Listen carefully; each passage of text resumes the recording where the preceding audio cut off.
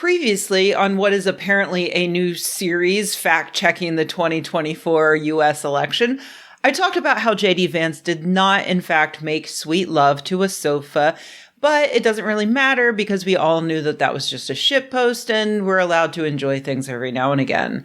Today, on fact-checking the 2024 election, I'd like to talk about how Republicans are probably not carrying around jars of J.D. Vance's semen, and it does kind of matter because you should probably know when you're being lied to or manipulated. Last week, I went camping on an island with no cell service and no ability to contact the outside world, and my friends and I joked about how, as far as we knew, World War III could have started officially, and we would have no idea. And when I got back, I realized that that had not happened, but what had happened was even more baffling.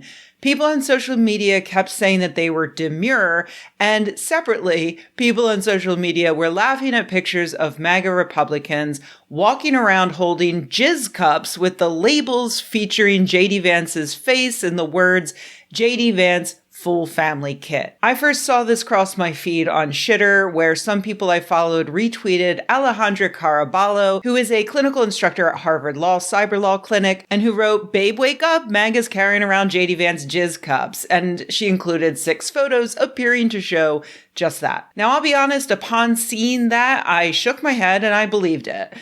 I didn't boost it. I didn't do a retweet or a like or a comment, but I absolutely 100% believed it.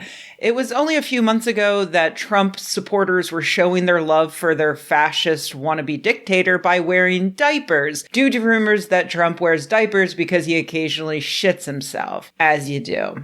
Also, Michael Cohen referred to Trump as Von Shits in Pants, and that was officially entered into the court record. So, yeah, they all started wearing diapers and talking about how real men wear diapers. It's cool, actually. We're not weird. There were many photos of Trump supporters wearing diapers, bragging about how cool diapers are.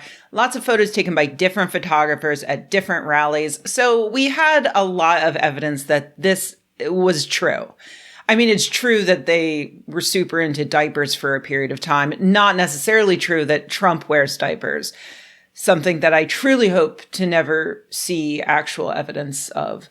But if this crowd was so eager to reclaim adult diapers, it's absolutely plausible that they would be proud to carry around jizz cups. Like, sure, why not? However, I eventually stumbled across a thread by Elise Thomas, analyst at the anti-hate organization Institute for Strategic Dialogue, and investigator for the anti-disinformation organization Center for Information Resilience. Thomas sought out the earliest post featuring the Vance jizz cups and found an account with a suspiciously AI-looking profile pic who immediately posted 100 pro-Democrat tweets before posting the Vance jizz cups without including any source or any additional information about where these photos were taken. Thomas was unable to find any independent corroboration of this story, with no one stepping forward to say that they took these photos, no one saying that they witnessed the jizz cups in person. All the mainstream news sources simply repeated the original poster's claim and photos with no actual fact-checking. I found her thread really compelling, and by the way, after she posted it, the original poster changed that suspiciously AI profile pic, which, also a little sus. But I noticed that the account that she tracked down only posted a few of those photos that ended up going viral. So I tried to track down the origin of the other pics, and I ran into a really disturbing problem. I couldn't do it.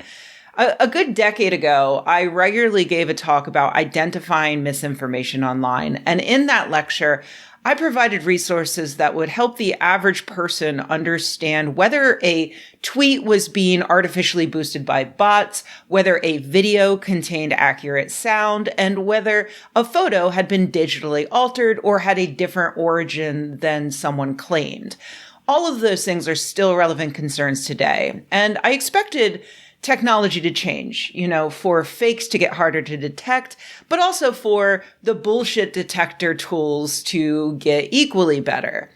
I wasn't prepared for what actually happened, which is that, fake stuff, misinformation is getting harder to detect, but those bullshit detector tools, instead of getting better, have actually just disappeared. For instance, TinEye was an early reverse image search I used to use a lot because it made it really easy to tell when the earliest time was that a certain image was posted to the internet. Unfortunately, these days, things are usually posted to social media first instead of on independent websites. And social media, like Facebook and Instagram, refuses to allow TinEye's crawlers to access their data, meaning you can no longer use TinEye to see when an image was first posted to the internet unless it was not posted to social media. Google introduced reverse image search that did include social media posts, and in fact, it gave you a lot more control over what dates to search and what websites to focus on.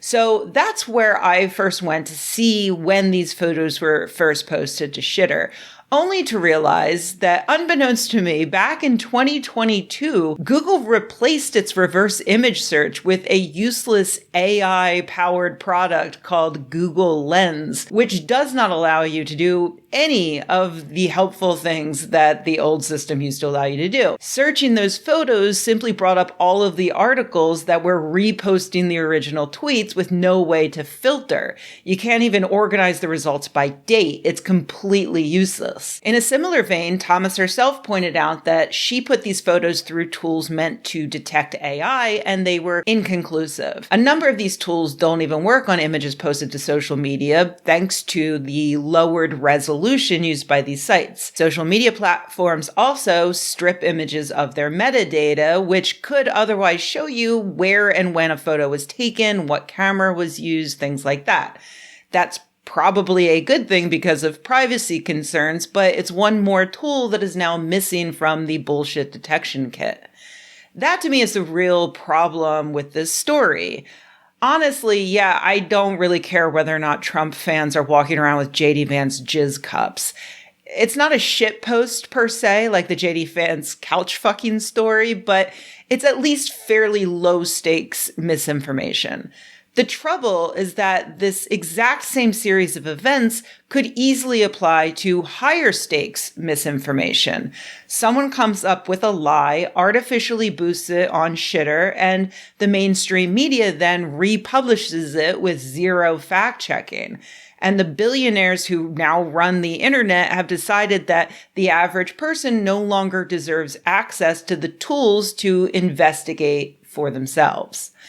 I should say that it's not that the media is not doing any fact checking. To their credit, the mainstream media immediately debunked the Vance couch fucking shit post, which everyone with a double-digit IQ or higher already knew was a shit post.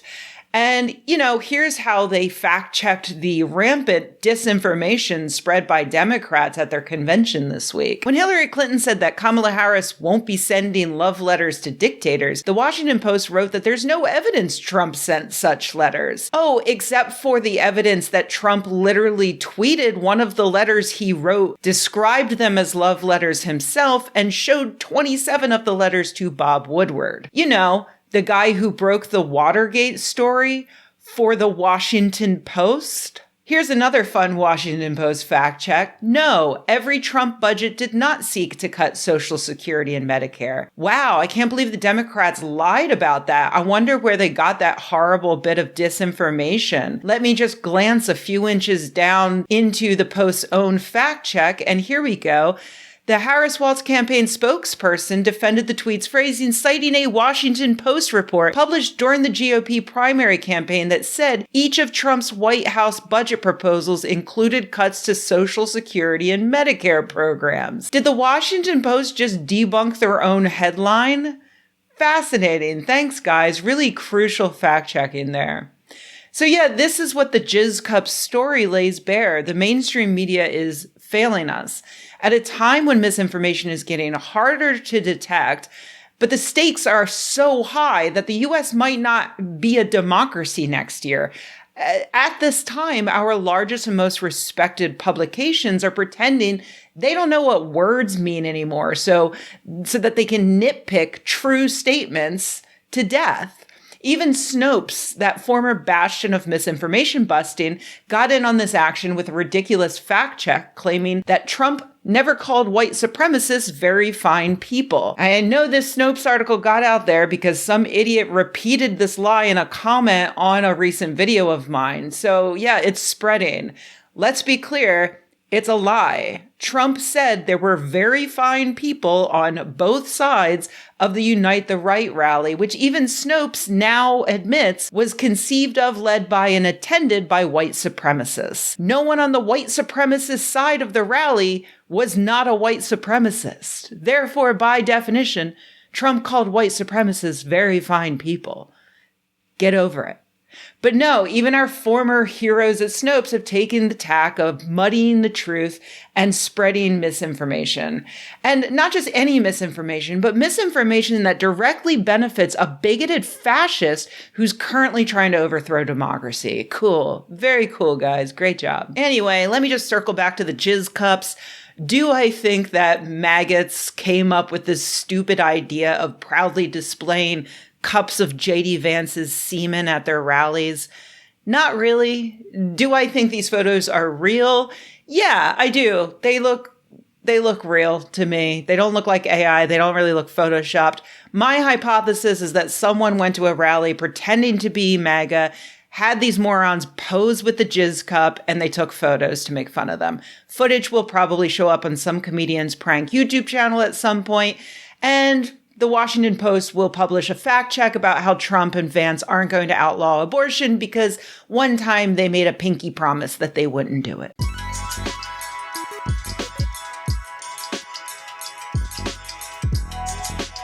Hey everybody, thanks for watching. If you enjoyed this video, please give it a like. If you loved the video, please subscribe.